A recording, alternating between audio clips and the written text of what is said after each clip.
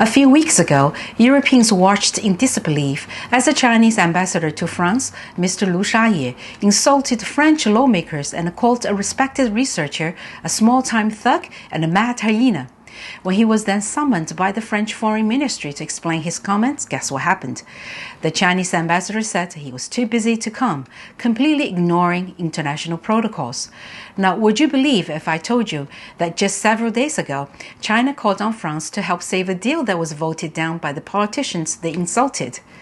Has the Chinese government lost its mind? What is really going on here? Please stick around and find out. I'm Sharon, and this is Straight Talk.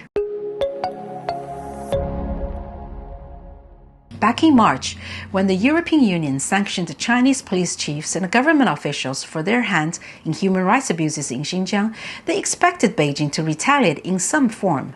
What they didn't expect was Beijing's shocking move to sanction scholars and elected members of parliament who did nothing but express their opinions. With this wolf warrior style for diplomacy, China has ditched diplomatic efforts in favor of intimidation. The name Wolf Warrior comes from a popular Chinese action movie released in 2017. It featured a patriotic Chinese special ops agent who shoots his way out of trouble. The tagline of the movie, as seen on the poster, is "Anyone who offends China, no matter where they are, must be killed." As of today, the blatant propaganda that is the Wolf Warrior franchise includes the highest grossing movie in Chinese history. Since then, when Chinese officials or diplomats respond to criticism with threats and insults, they are said to be practicing wolf warrior diplomacy. Another famous case of wolf warrior diplomacy occurred several months ago, when Chinese Foreign Ministry spokesperson Zhao Lijian said this about the Five Eye Alliance. 不管他们长5只眼还是10只眼 I don't care if it is 5 eye or 10 eye. If you dare harm Chinese interests, just take care not to have your eye poked blind. How about that? The power vacuum created by the coronavirus pandemic saw China's wolf warrior diplomats acting much more aggressively than before. Perhaps China felt it was time to start taking the reins when the rest of the world was frantically dealing with the turmoil in their own countries. And they have been largely getting away with it. That is, until recently. China's over-the-top approach has woken up more countries to the fundamental differences they have with the communist state. Europe has begun to understand how far Beijing diverges from European norms and values.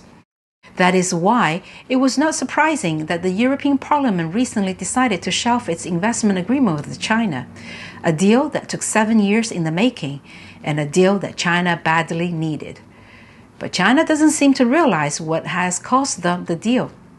Chinese officials and diplomats continue to lash out at the EU for its decision. They said the EU was shooting itself in the foot.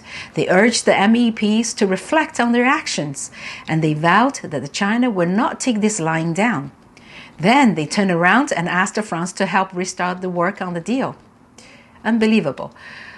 EU's decision came as an extraordinary embarrassment to the CCP leadership because President Xi Jinping was personally involved in the negotiation of the terms.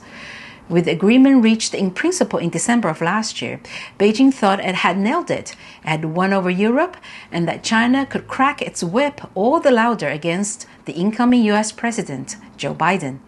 How quickly things have changed in a few months. But some of my friends were concerned. Does this mean Europe has lost a good China deal? Will Chinese investments stop coming in, they asked. Well, in my opinion, it was a deal that would not be missed.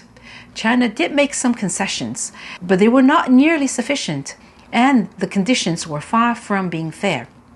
In short, the deal meant that the EU was set to get a raft of Chinese investments, but with many strings attached.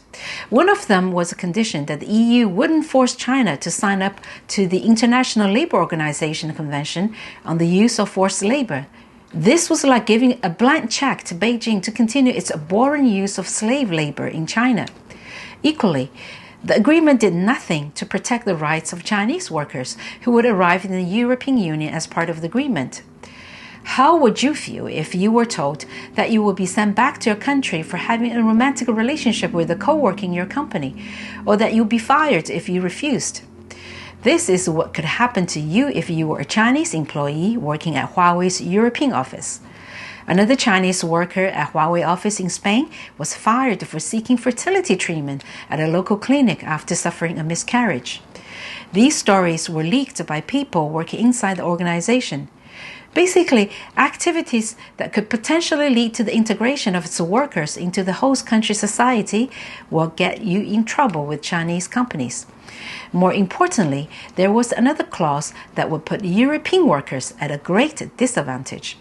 Under the agreement, an unlimited number of Chinese workers will be able to come to the EU with their companies and stay for up to 3 years, a right not granted to either Brits or Americans. If Chinese workers were being brought over to work on Chinese investment projects, can you foresee how many jobs will be created for Europeans? We have seen this problem with Chinese projects around the world. The EU will get a much better deal when the West starts to coordinate its response to China. Then and only then will we start to see the return of fair play in our dealings with China. Now, that is just my personal opinion. What do you think? Please share your thoughts in the comments below. So, what is Beijing's next move? It will try its hardest to get the comprehensive investment agreement with the EU back on track. As I mentioned, China has called on France to help get the agreement reinstated. The Chinese Commerce Minister made the request in a video call with French Trade Minister. Interestingly, and not at all surprisingly, France's Ministry for Europe and Foreign Affairs did not mention this in its statement. Instead, the statement just said the ministers also discussed Sino-European trade relations. China's Foreign Minister Wang Yi also met with his Polish counterpart, Mr. Rao, in China. Evidently, they too talked about the investment agreement.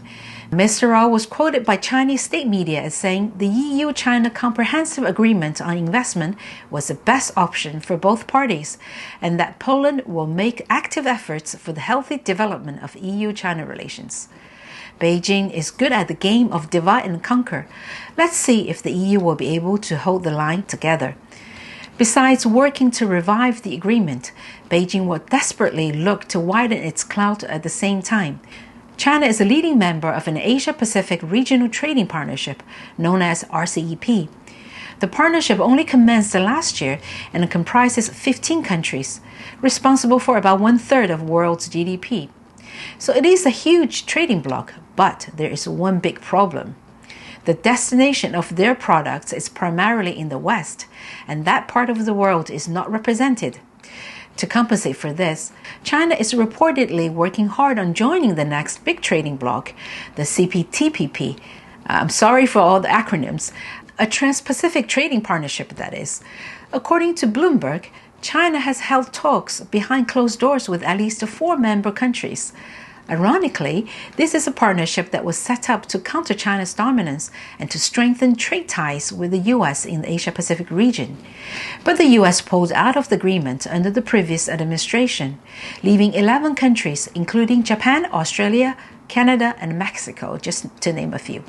It won't be an easy route for China to go down because CPTPP is a much broader trading partnership and has higher threshold for membership in terms of labor practices and restrictions on state subsidies. This means China would need to make more far-reaching concessions than it did with the EU agreement. In addition, it would need to gain the agreement of all 11 members.